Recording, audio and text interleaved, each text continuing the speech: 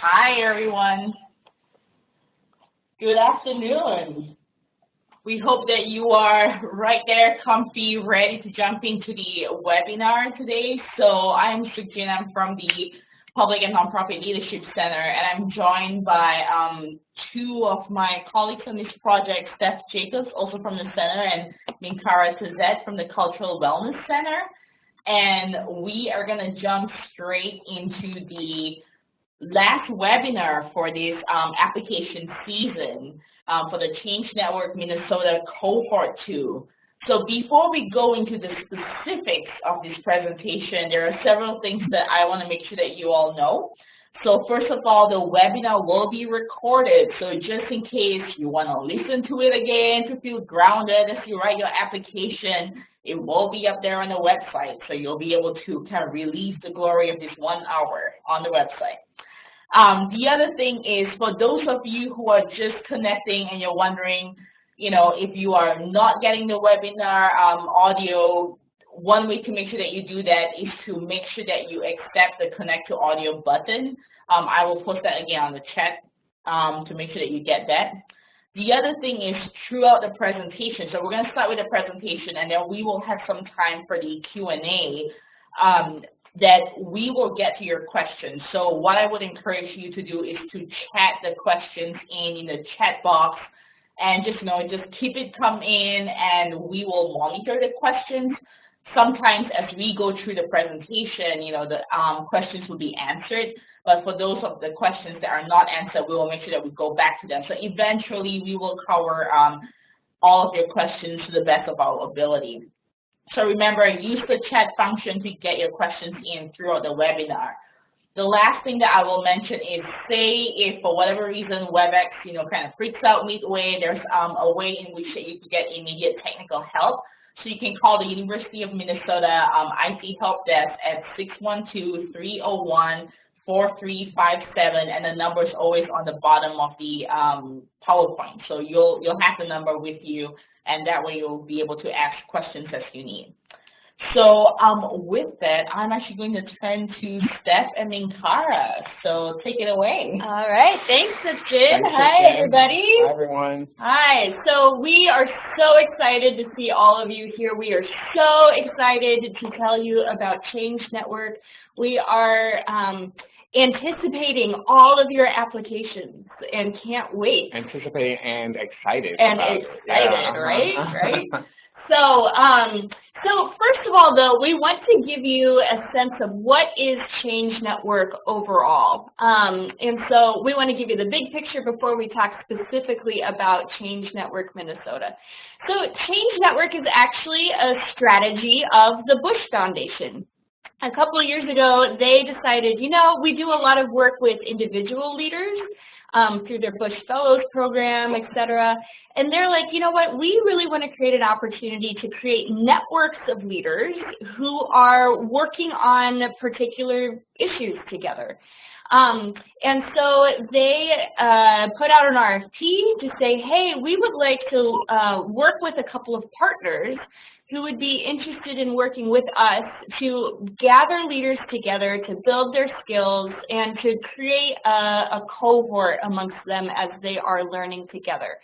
So there is a cohort here in Minnesota, and then there is also cohorts in North Dakota and South Dakota. And so Minkara is now going to tell you just a little bit more about Change Network Minnesota. So Change Network Minnesota is a partnership between the Cultural Wellness Center and the Humphrey School's Public Nonprofit Leadership Center. And we really have partnered together to create an environment or a learning space for leaders to engage in their own experiences and their hopes around what they would like to see change look like in the state of Minnesota around diversity, equity, and inclusion.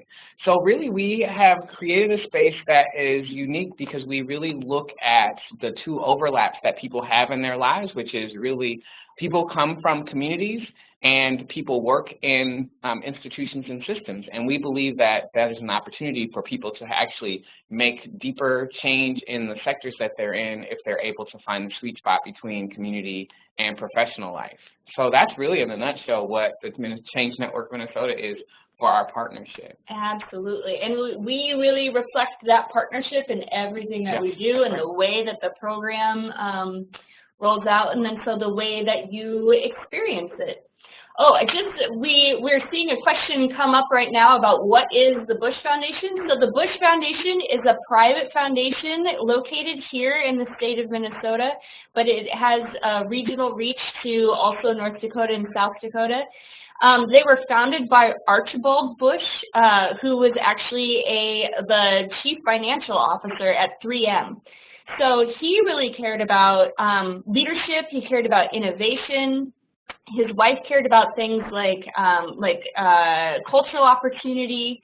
So so if you go to the Bush Foundation, you can see all of the things that they really care about. And so leadership is something they care about deeply, and they've done a lot in leadership over decades. And so this Change Network Minnesota is one of their new strategies within the last couple of years. And we're just so pleased to be able to partner with them on that. So what is the program? Wow, that's a pretty big question. No. So the program really is a program that takes kind of the challenges that people work with in their everyday lives.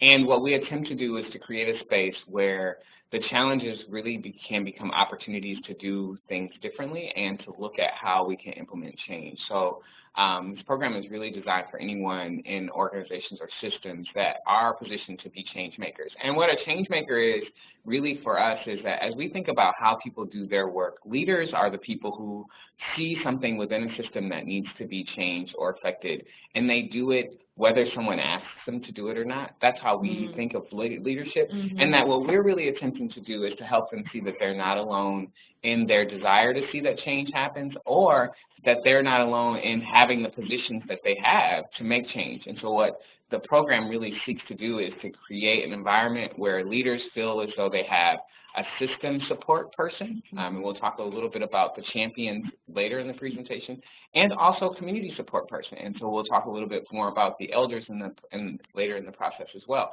But that's really what the program is designed to do. Yeah, that's exactly it. Sorry, we're trying to click forward. So what will you experience? So the design of the program. Now, what are the key components of it? So the first thing that you'll experience are monthly cohort learning sessions. We kick off with a retreat in October, and we'll give you all the dates for the program for next year coming up so that you can see them. So we start with a 2-day intensive retreat, and then after that, we meet monthly. We gather together, and the main things that we talk about and walk through are, first of all, cultural self-study. And this is a process that the Cultural Wellness Center has created, and it's really about studying yourself, studying your culture. What are the things that you have within you, that knowledge that you bring that is connected back, you know, to ancient times and to your people. And so valuing that knowledge that you bring, but often we don't have, or we have not been encouraged to actually look at that and see what it is that we know so innately within us and where that comes from. So this is really the foundation of all of Change Network. And then we take that grounding in your cultural self and who you are, to now look and say, okay, using that as my roots, what is the change then that I see that I need to make, and how can I use that to have the courage to act differently, to push and make those changes. And so then you've got your grounding, you have the courage to do it, and then you say, okay, so how do I make this happen? And that's where then you're introduced to organizational and institutional analysis, where we talk about things like power structures. We will go through models of, like, so how does change actually happen in systems? What does that look like? What are systems? You know, and then really the reflection of, so what kind of leader do I need to be in order to make those changes happen? So that's what you experience on a monthly basis. And then throughout the month, you are, and we are hoping that people will take advantage of the fact that we have infused into our experience elder coaching and mentoring by champions. The elder coaching really is about connecting people with people from their cultural community who they see as able, who we see or they can see in the long run as able to support their kind of communal social development. How do you think about the way in which the change you're attempting to do within the system? How is it and how can it support or be supported by the people from the community that you come from? And the elder really helps you to think about that, helps you to kind of think about and think through questions that might just be about kind of like your own cultural experiences or questions you have about kind of a cultural identity, because we realize that in our society, culture is not something that we necessarily talk about, and so that's why we feel like it's such an important component to this opportunity. The second piece connected to that sort of external development is the champion, and the champion is someone who is within the institution, system, or sector that each leader is working on, who can help them think about the best strategies to use, to implement, and to do the change necessary, to take the actions necessary for change to take place. And so they're kind of someone who helps to strategize, helps them to think through, and then helps them to not be so overwhelmed by things that might come up in the system that might seem as though it's an opposition to the change that might happen. So that's one of the reasons that what happens at the end is that you will have a change action plan. And the change action plan really will come out of the monthly cohort sessions. The time that we spend in those sessions gives us an opportunity each month to talk directly about what things we're experiencing, what things we hope to see happen. But it also is a real practical place where once a month in our meeting, we spend at least an hour to 2 hours talking specifically about the plans of actions that people are working on and having time for cohort members to work together, to think together about what they're considering as part of their change action plan. So. Yeah, and for that plan, you get $5,000 of support to help make that plan happen. Right. So all of this together then is sort of like the design of what you would experience if you become a part of Change Network. So who is this for? This is for you. If you are a person who's like, man, I see this change that needs to be made. What if I had a group of people who I was able to reflect talk about those issues with, that I had the time and space to study myself and my interaction with these challenges that I'm seeing? If I have the opportunity to work with an elder and a coach, or an elder and a champion in order to get this done. So if you are wanting to make transformative change for equity and inclusion in our state of Minnesota, this program is for you. Yeah, I think that's really it. It's really for people who have a heart and mind to really see that change on the ground, on the front lines, in boardrooms, in wherever people find themselves where change needs to happen, and whatever the sector is, that people who find themselves wanting to be a part of that have a space now where they can join in with other people and share in not just the responsibility of, but also the privilege. And in some cases, it feels like, you know, we enjoy the work that we get to do around the Change Network. So, yeah. Absolutely. Okay, so if this is for you, then why should you do this? Well, I think that, you know, as we think about the Change Network, we are saying to ourselves, we think people should do this because they believe in the potential for change, that they believe not only in the potential for change, but they can see themselves implementing a project or an action plan that actually can be planted or seeded in the organization or the system in which they're working. Yeah. Like, you know, if you're like, man, I have been trying to do this actually. Like, I have been trying to make change, and I keep running up against barriers and walls and obstacles. I feel by myself I when feel, I'm trying to do it. exactly. That's one of the biggest Yes. things that people say, you know, it's like, you know, before now I was by myself and I was alone attempting to make change. And what happens when you are around another group of people who are attempting to do the same work is the synergy and the energy that comes from that, in addition to the additional resources that you learn that you have as a result of studying culture Yeah. and yourself. Yeah, Mm-hmm. because this work, when you're doing it on your own, it can be exhausting. Yeah. Mm-hmm. It can be incredibly draining. And so I think we've found with Cohort 1, there's a lot of rejuvenation for this work as well. Mm-hmm. So, so then what's in it for the organization? You know, the best thing about this for the organization really is that whatever the work is that the leader decides to do, that the organization will benefit from it first. I mean, Yeah. so the organization is one of the places that the change will be considered as the planting place or the planting ground for That's it. right. So, That's right. Yeah. Yeah. I mean, that project that you're going to work on, that's like in your organization. So the organization is going to benefit from the change that you're trying to make. They're also going to benefit from the change that they see in you, in your growth as a leader, in your ability to bring your full self to your work. So they benefit not just from your transformation, but the work that you're going to do to transform the organization itself.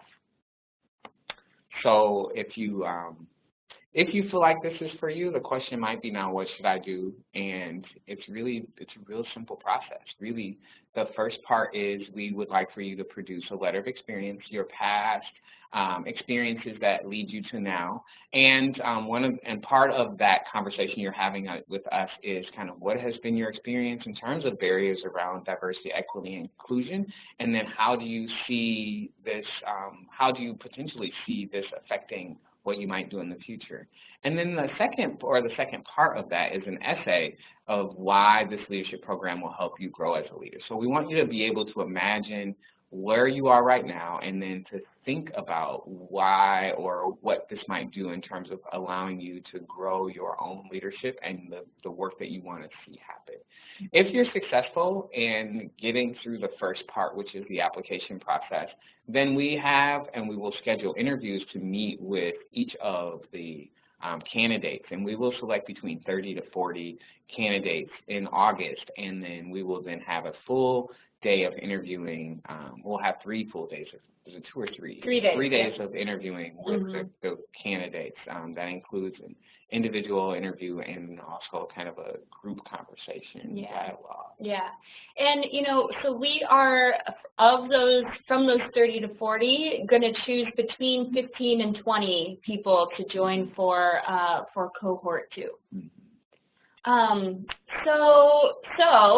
What are the criteria? We are, as we're looking over both your letter of experience and your essay, we're looking for, you know, if you've experienced obstacles and have been fighting for change, like, tell us about that. If you want to be in the company of others, and so this is a cohort program, you know, unlike the Bush Fellowship that the Bush Foundation has, which is really investing in you as an individual leader. This is really investing in a cohort of people who want to come together. So we want to see that you want to come together to work with other people. If you desire some guidance, some mentorship, and some coaching, as somebody who's in your corner as a champion, you know, this program is for you. And we want to hear about that in your story.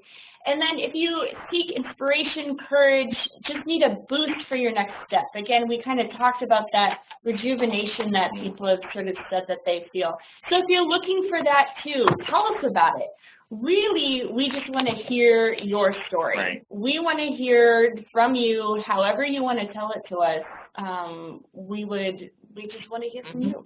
And I think that one of the things that people are, you know, will ask about in terms of like what the criteria is like, you know, do I have to have a job? Do I have to be in a particular place?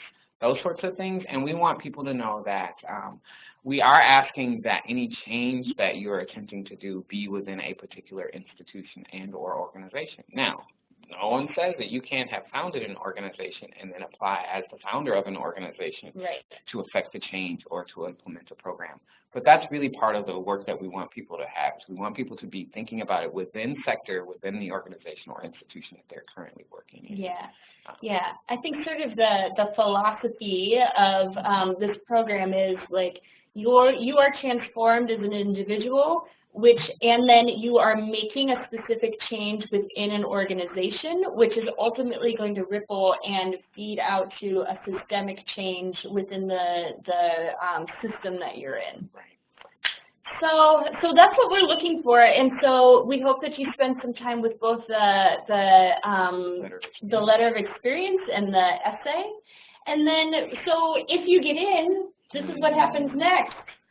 Yep, so what will happen is that we basically will notify the participants who go through both rounds successfully, the application round and the interview round, and then we'll be notifying you by August 27th.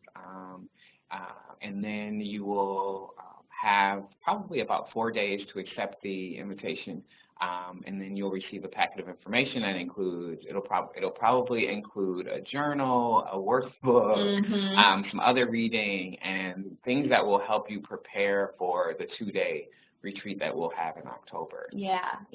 And so those dates, so the 22nd and the 23rd, we're about to show you all of the dates for the Change Network, and we just think, block these off in your calendar right now. Just be like, no, these days are for me and for my leadership. So for the most part, there's a third Monday of a month, but there's a couple days where there's Tuesdays because of the holidays.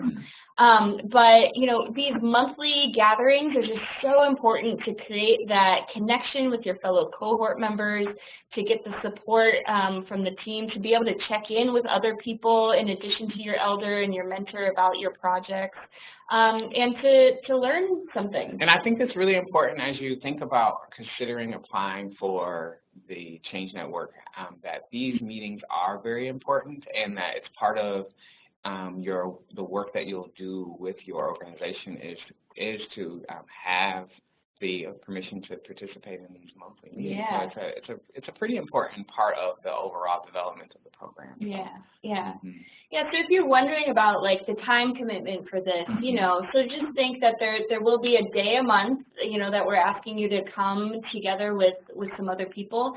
You'll have some meetings then that you'll set up with your elders and champions, and you know, you're going to have a project. Like that might be very much integrated into your work.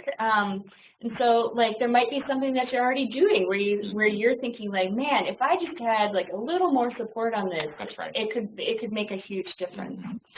So, and again, we also understand that like stuff happens, and you know, and sometimes you know, life occurs, and you're not able to make a meeting.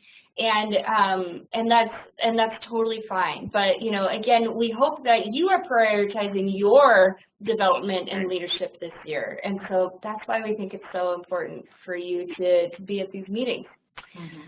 So we have seen some questions come in through the chat. We are now at the Q&A time of the webinar. I know Sifjin has some to give to us, and we just encourage you, keep sending them in, because we will stay here and answer the questions as long as we can. That's right. Exactly. So thank you so much for the overview, and I feel like, you know, you've covered some of the questions that's come in, but right now I know that there's a lot of information. Some of you are probably still processing, so, you know, take a couple of minutes, you know, think of some of the questions that you have, especially when you think of kind of your circumstances, where you are right now in your life journey, your leadership journey. Like, what are some things that are, you know, unique to your context that you want to ask? And meanwhile, I'll ask a couple of questions that we still have yet to answer. So I feel like there's, you know, questions on kind of the who right? Mm-hmm. So, questions on whether, like, say, what if I change jobs midway my employment? Is that okay? Can I still participate? Yeah, I mean, I think part of what we've experienced this first cohort is that we had to be flexible with each of the participants because everyone's life circumstances are different. I mean, and we all have different ways that we're attempting to make peace with our employment, work, and our careers. So, it's not a direct answer, I don't think, but I think that part of our experience has been is that people have had to make changes throughout the year, and that we've worked with them to make the changes that they've had to do. Yep. Yeah, and I think, as the leader in the program, the funding, we've worked out our agreements, our grant agreements basically in a way that the funding follows you. So if you do happen to change jobs, that the money can come with you to your new job. But that's something to also make, pretty clear when we sign the agreements and all of that. But you're right, I mean, we've had several people this year who have changed jobs. Because one of the things might be that, you might be wanting to do this because you're actually not in the right job, right? And you want to get closer to that, and you want to develop some leadership skills that will help you to get there. And so, so that's absolutely something that we've experienced in our first cohort, and anticipate will happen in cohort 2. Yeah. I feel like in the past webinars, we have been very explicit that people who are kind of the solopreneurs, the entrepreneurs, the small business owners, like you could definitely apply as well because to your point earlier that you're an organization no matter what, so that's part of it. Yeah. So let's talk a little bit about the program itself. There are a couple of questions on that. So like if someone is really new to equity and social justice, like how has the change network, you think about, the experiences from cohort 1, how have that helped people, kind of work through that growth personally? Yeah, I think that's part of that's why we spend so much of our initial time doing cultural self-study, talking about what culture is and helping people identify what a support system looks like, or what we refer to in our other work is kind of a network, a kinship network. Part of what happens for people is that when you begin the process of making change, you do need additional supports. You do need people to have around you, and so part of what helps with that are the 2 components that we've really built into the Change Network that are really critical, is the mentoring from the champion and also the work that happens with the elder. But each month when we meet, we talk specifically about the challenges that the leaders are feeling as though that they're having in terms of their own development. So that's something that we do on a regular basis because we realize that people are probably for the first time asking some very deep questions in a very public way. Well, what can seem in a public way because you're no longer alone by yourself pondering questions that you've been dealing with. Exactly, yeah. So if you are new to this, that's okay. Just tell us where you're at on the journey and where you want to go. But also just know that, that the equity and inclusion is sort of the main focus of this program. Another question that I'm seeing come in too is about the champion. How do you identify a champion? How do you consider it? What do you consider in identifying the champion? And do they have to be from your organization? And so the champion is somebody who's really going to help you remove the obstacles that are in your way when you are trying to implement your project. And, also people who you can turn to who have your back, like if through your project you might be challenging the organization in a way, challenging the status quo, that person is going to be in your corner. But it's also going to help you, help you think about, so, if this is how we're helping you think about who you need to talk to, What's the best way to frame the conversation so that it's maybe more easily heard by some people, right? You know, so helping you think of all of those things strategically. So it's better if this person then is very knowledgeable of your organization and of your project. And so it's helpful if they are in your organization, maybe they're a step or two above you in your organization.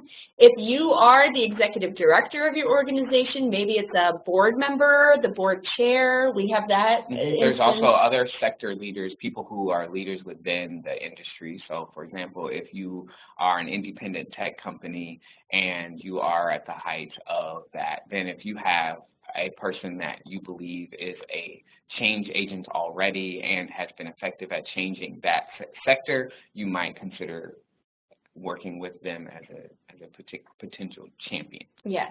Yeah. Another question that we have come in about the elders has to do with the elders.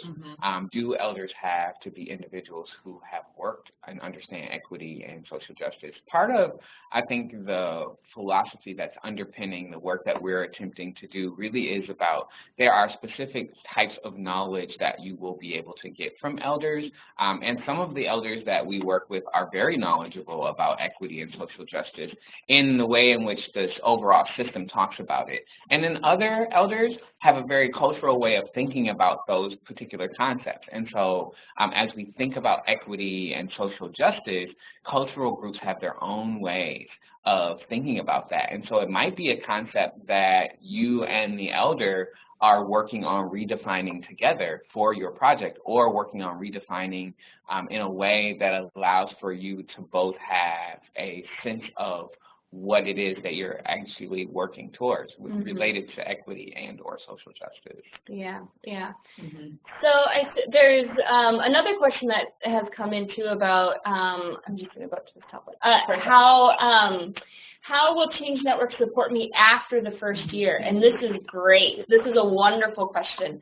So part of it is that the intentional building of this cohort, those are supportive relationships. I mean, they're starting right away in year one. And so you're creating this network of people that are going to support you in all kinds of ways in your life during the year and afterwards. We've done a few sort of formal things too, where we've set up Facebook pages and things like that.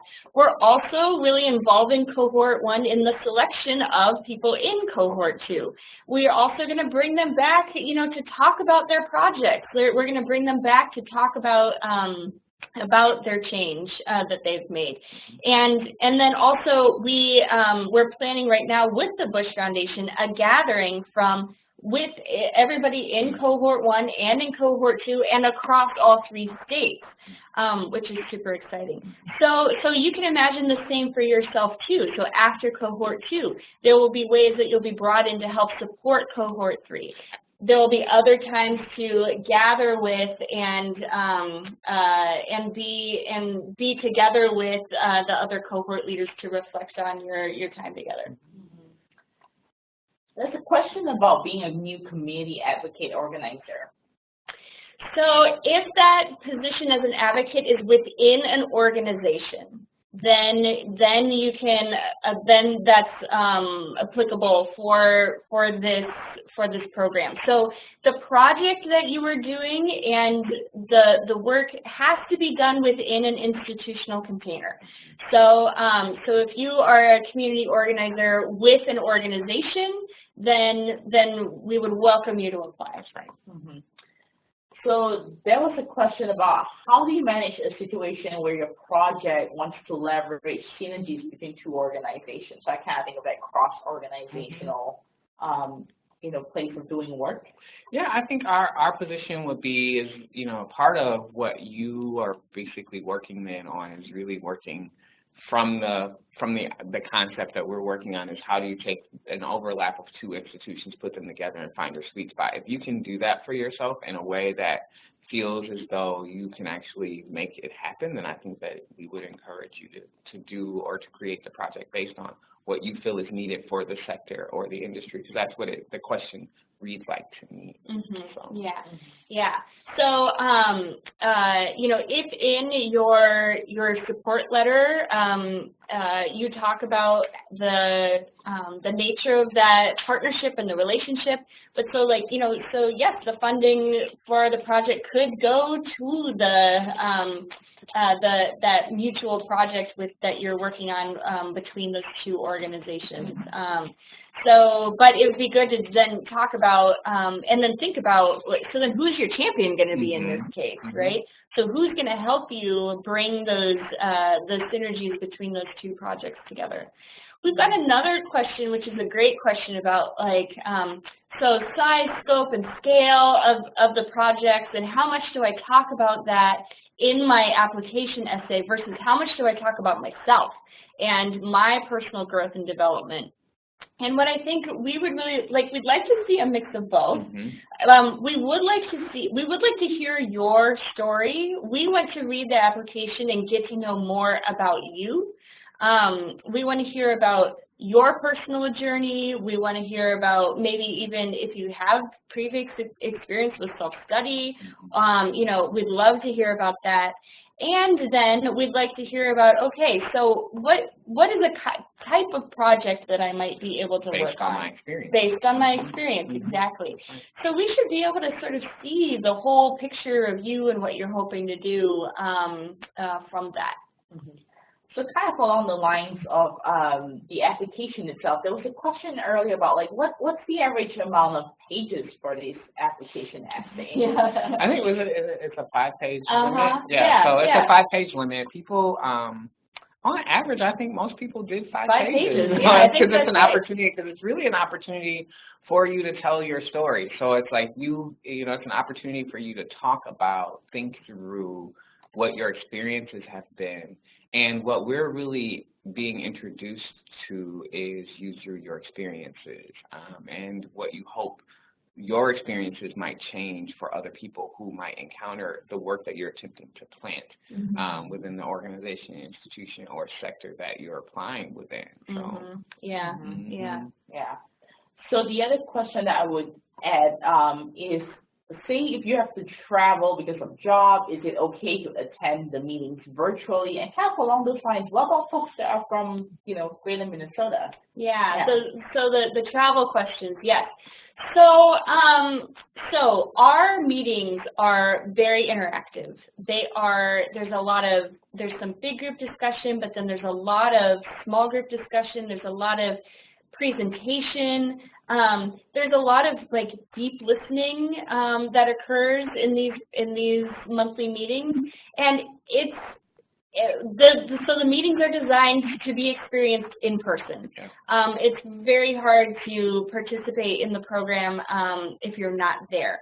That being said, if you do live in greater Minnesota, we want to support your travel to be able to get to the monthly meetings.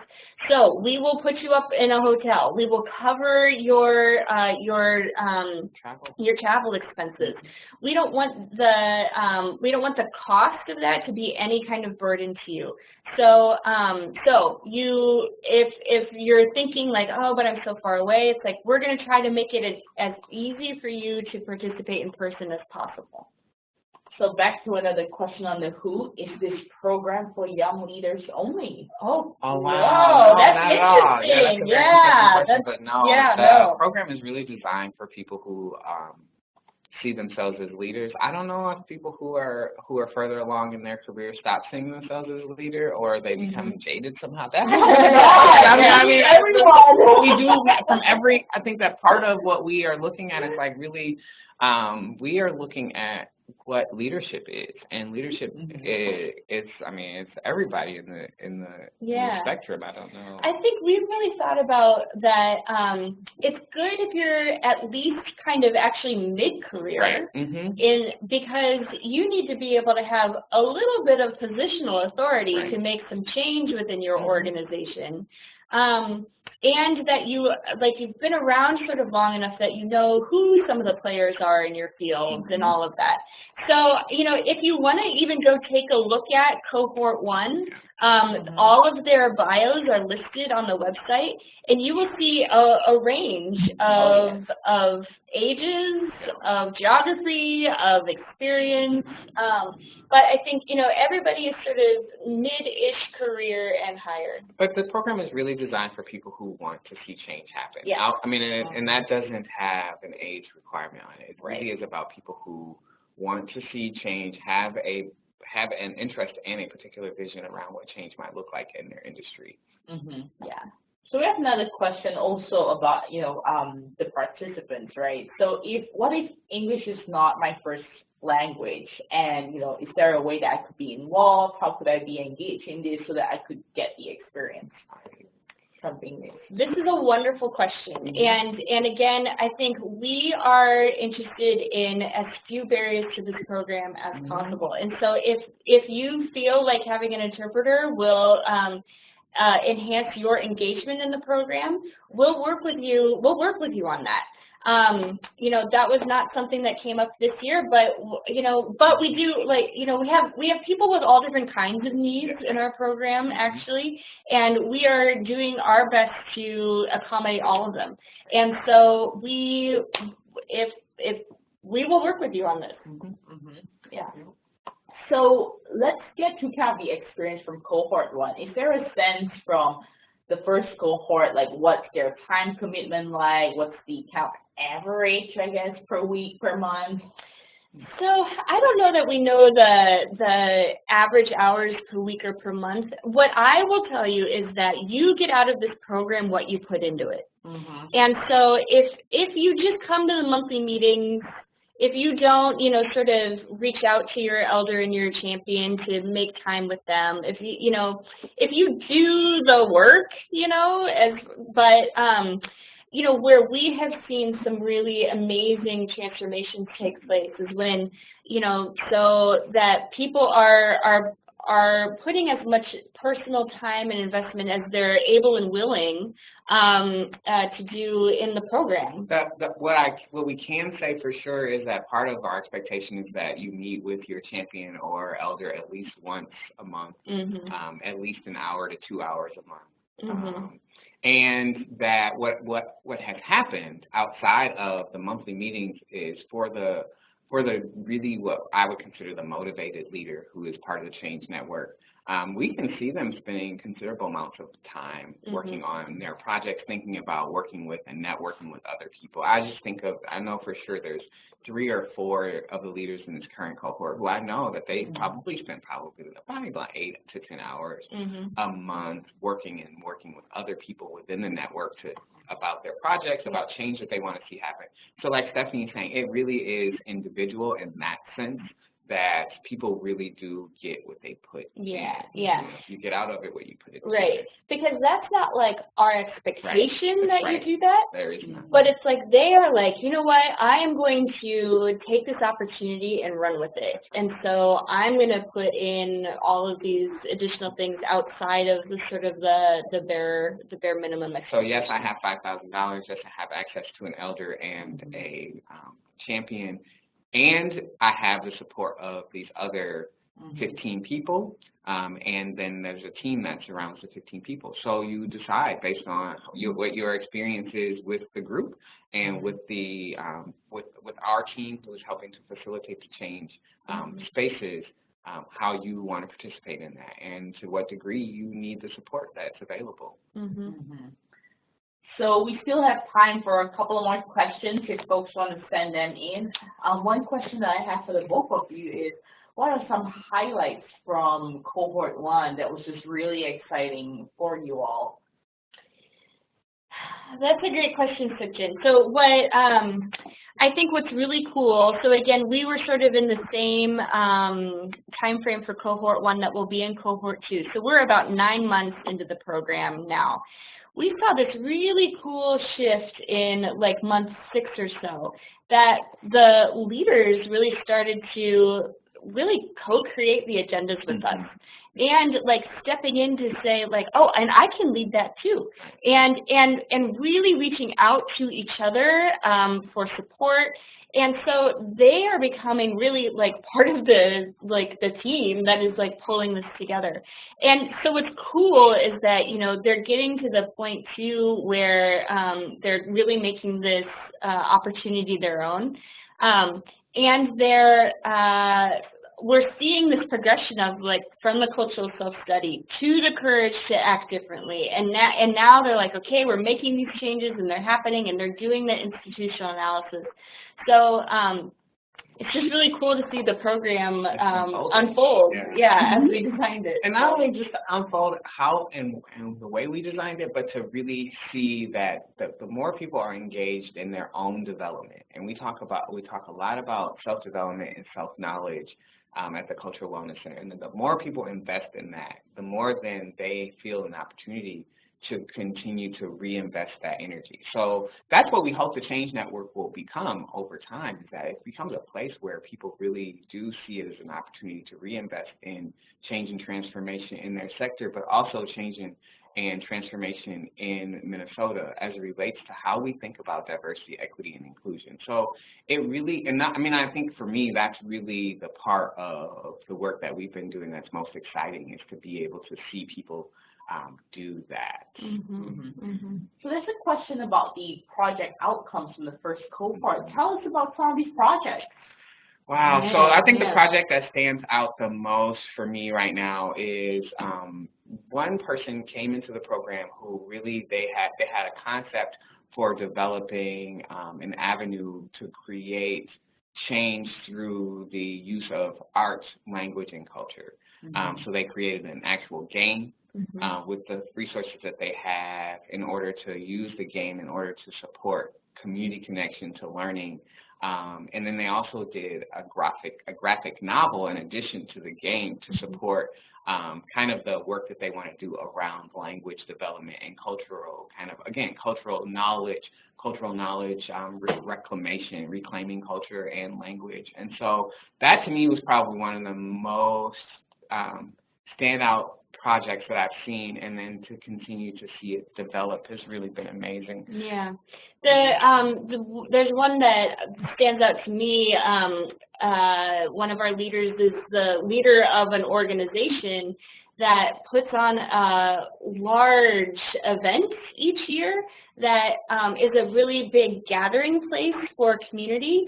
But he has realized, that the way that event takes place is actually not rooted in culture. It's not. There's a different experience from the people who show up and then the people who are lending their expertise to make it happen. And so he sees a different vision for how this event can take place from a position that is rooted in culture. And so he's looking at the internal organizational culture and dynamics and thinking about how actually each individual's culture is coming into that organization. Then he's also thinking of the board, and then he's thinking about the other volunteers who come together to play. So he's really looking at like, how can this very public event be done in a way that actually embraces the culture that it comes from. But you know, one of the most, I don't want to say most interesting shifts that I've seen, but probably one of the most impactful shifts that I've seen is one of the leaders actually began the process of looking at developing community for himself. Yes. And as a result of that, went on a family trip to meet family that he had no relationship with, and seeing how that experience that he had changed the way then that he thought about related to culture and the people who really are supporting him, even though in some ways in his life they seemed invisible. Yeah. So cultural self-study really does open people up in that sense of, oh, there are more resources available to me that I did not realize that I had, and that's part of the work that we want to see. And so that's one of the outcomes that we've seen, and I think that we'll continue to see as people really begin to understand what culture is, and how culture has and is an avenue for creating change. Yeah, so. Yeah, no, totally. So that's a related question about projects. So say if someone has several different projects they want to focus on, do you apply more than once? Like, how is that going to work? Nope, just apply once, and then, you know, what's going to happen is, like, through the retreats and then also through, like, the first couple cohort meetings, you're going to refine your project more and more and more. And so you might come in with a bunch of different ideas, and then you get to sort of talk with and work with and think with your champion and connect with some elders to really help you think about, so what should I really focus on? So in your application you might say, like, you know what, I've got a couple different ideas. Like, what do you know, let me list them out here. So it's a good idea to have some kind of idea of what you want to work on before you come in. And you'll have some time to refine it once you are a part of the cohort. That's right. And I think we actually encourage people to kind of have an idea, but to have some flexibility around the idea, because what, again, happens is when you begin to remove the concepts of individualism from and race and other things that limit your ability to build and create space and opportunity with other people, you begin to reimagine what things can look like. And so we want people to come into the experience with their experiences, with the things that they hope to see happen, and then use the experience and the hope, the desire, to create something that will then impact change. So we want people to develop whatever the skill is, which is, you know, has a lot to do with your ability to tell the truth to yourself and other things around culture, and around the way in which you move in institutions and relate to institutional practices. Totally. So we have a couple more minutes. So I'll just let's see if there's any extra questions that's going to trickle in. But we have one about our roles. So what do you do? Who are we? Yeah, right. Okay. So we've just been talking with you for about 50 minutes. Okay, so what do we do? So like Minkara explained from the beginning, Change Network Minnesota is a partnership between the Cultural Wellness Center, the Public and Nonprofit Leadership Center here at the Humphrey School at the U, and then and the Bush Foundation too. So Minkara and I are on the core project team that comes together to design the curriculum and to facilitate the meetings.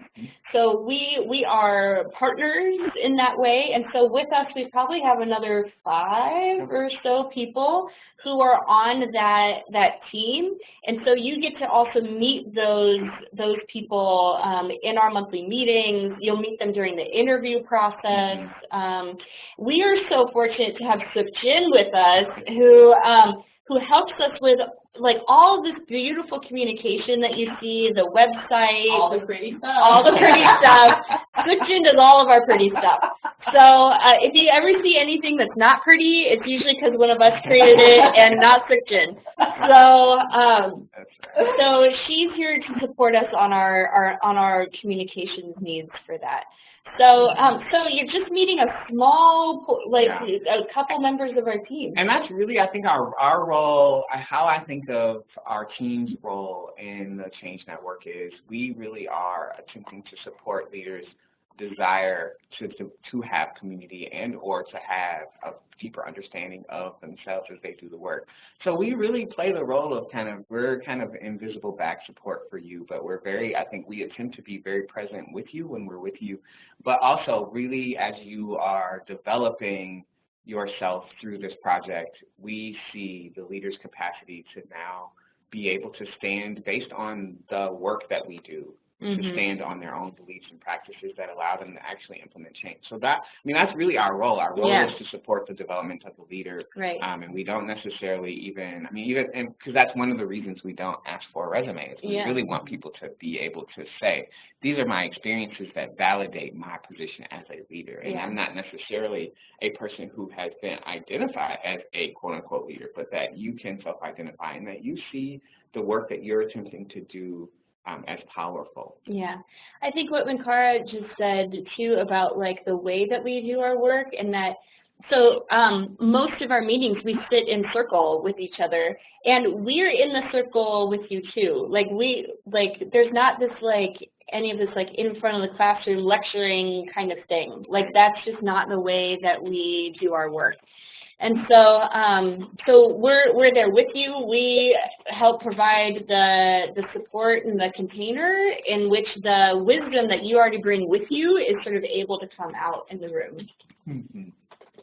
So there's not a ton of questions coming in, so let's maybe wrap this up for now. For those of you out there, do know that you could always still ask us questions through the contact us page on the website, www.changenetworkminnesota.com. So this is not your only time to ask these questions. You might have some as you start writing your applications. And also to kind of recap something I mentioned earlier, that this is recorded, so there will be a recording on the website. And so without further ado, is there one advice that you have for potential applicants out there? Just do it. Just apply. Really, and I think there's also a video on our website right now from several of our cohort members from cohort 1, and I think that's really what their main advice too. Just do it. Just, get your story down on paper. Even the interview process, I think you'll get a lot out of that as well. And that's what I would say. Yeah. Just make it happen. I would just say that it's an opportunity for you to think about yourself, and I think that and the work that you do, and how you can gain support for yourself, and also create change in the institution, organization, or sector that you're working in. So yeah, you just have to do it. You got to spend some time this weekend and work on your application, get the 5 pages written, get your letter of experience written, and get that in by the 15th of June. By the 15th, yeah. And become a Change Network participant. Yeah. Become a Change Network leader. That's what you got to do. So that's what you got to do. Yeah, that's the advice. Yeah. Become the leader. Just do it. Become the leader. You are the leader. You are the leader. Yeah. Be the leader. Yes. Be the leader. Well, thank you so much, Steph, Minkara. That's really amazing. And thank you all of you out there who are part of this webinar. Once again, you will get a recording of this after this. And feel free to forward that to friends and family and whoever else that you're like, oh my gosh, you have to apply for this. Send it far out, because the more of us, that's involved in really transforming Minnesota for this bolder future, the better it is for all of us. So spread the word. Make sure you apply. All right? We look forward to seeing your application. Yes. Thank you, everybody, for your time today. For being with us. Yes. All right. Thank you. Thank you.